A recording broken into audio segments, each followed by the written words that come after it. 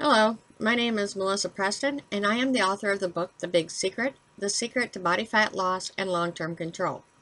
In this video, we will be discussing how to make small changes to pizza and pasta dishes that have a big impact on reducing body fat percentages.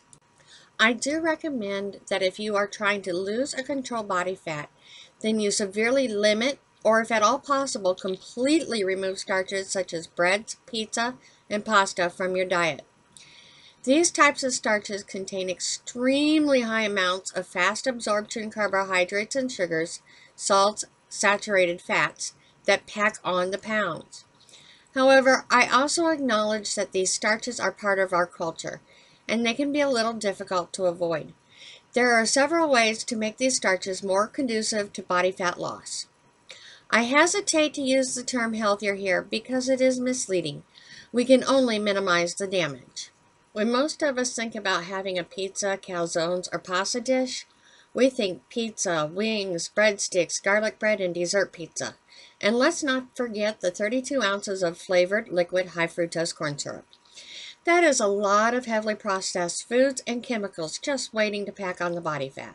If you are not willing to make a lifetime commitment to these changes, then any changes you make are pointless. Remember, we are looking for long-term changes. If you only make changes for a few weeks or a few months, then you are only going to have results for a few weeks or a few months. If you are one of those people who do not really care for pizza and pasta dishes and are willing to cut them out completely for the rest of your life, go for it. For the rest of us, let's take a look at a few changes we can make that we can keep long term. Let's start with how much we purchase or cook. Order or cook less than you normally would. When there are large amounts of these foods available, then we have a tendency to put more on our plates. When there is less to go around, then we have a tendency to put less on our plates. Let's say you have 6 people in your family. You normally buy a party-sized pasta meal and a foot-long garlic bread. All 6 people normally fill up their plates with the pasta dish and tuck at least 2 slices of garlic bread around the side.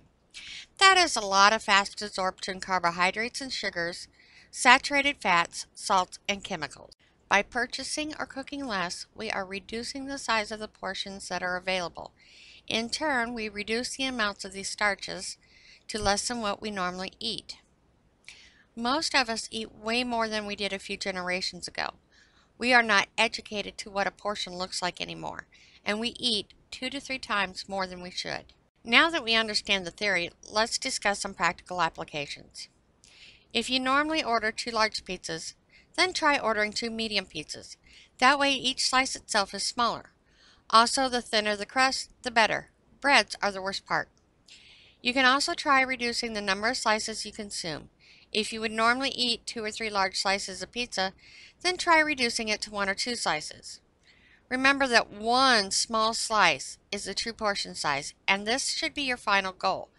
Just keep cutting your portions of these types of starches in half over a period of time until you have reached the true serving size of 1 small slice. You can also do the same thing with pasta dishes. If you normally fill up the plate, try half a plate, and then keep cutting the amounts in half over a period of time. Remember that 1 cup is a true portion size, and that should be your final goal. Just keep cutting your portions of these types of starches in half over a period of time until you reach the true serving size of 1 cup. Now that these pizza and pasta portions are much smaller, let's move some other foods around here and fill in the gaps left by the smaller portions with healthier foods. The majority of this type of meal and your overall daily diet, including snacks, should be mostly greens, grasses, and vegetables. You can still have some of these starches in much smaller quantities as part of an overall and otherwise healthy diet. When possible, look for breads and pastas that contain berry or cracked grains. This will slow down the sugar absorption rates. By slowing down the absorption rates, less of the carbohydrates are converted to body fat and more of the carbohydrates are used for energy. Also look for the non-GMO Project Seal. Remember also that whole grain breads and pastas do not necessarily mean healthier and are a fast absorption carbohydrate because 96% of all grains are so processed that the nutrient value is minimal at best, and there is no fiber around the carbohydrate to slow down the absorption rate. When possible, add more lean meats, vegetables, and other real foods such as olives, pineapples, and nuts. You can also replace the processed and ground meats with lean meats to reduce the additional saturated fats, salts, sugars, and chemicals. Instead of adding breads and desserts, which are the most damaging, have a salad or even fresh vegetables. It may be easier for you if you can avoid purchasing breadsticks, garlic bread, and desserts altogether. However, when you are in a group setting, you may not have complete control over what is ordered. If you really want a breadstick, have a little. Half of what you would normally consume is a good rule. Again, if you would normally eat 3, try only eating 1 or 2, and save the rest. You can use it the next day to balance out the healthier lunch, such as a soup or salad. You do need carbohydrates throughout the day to supply the body with energy. You can try replacing desserts with fruit. You can throw some fresh fruits and berries into a little yogurt for a treat. Just read the label and avoid the high fructose corn syrup. I like baked fruits while they're still hot, such as apples, pears, and peaches. Now, working families do not always have time to peel and cook fruit, so canned fruit from the store may be the best option. You can try using canned fruit, not pie filling, with some cinnamon or allspice. I like to put a little granola on top. Now, if you really want that dessert pizza, have a small piece, so that you do not activate the forbidden fruit syndrome and binge later on. With all that grease and heavy foods, a glass of water may be pointless. However, there are sodas made with real sugar instead of high fructose corn syrup or sugarless. Homemade sodas have also gained popularity. Organic and raw sugars have the slowest absorption rates.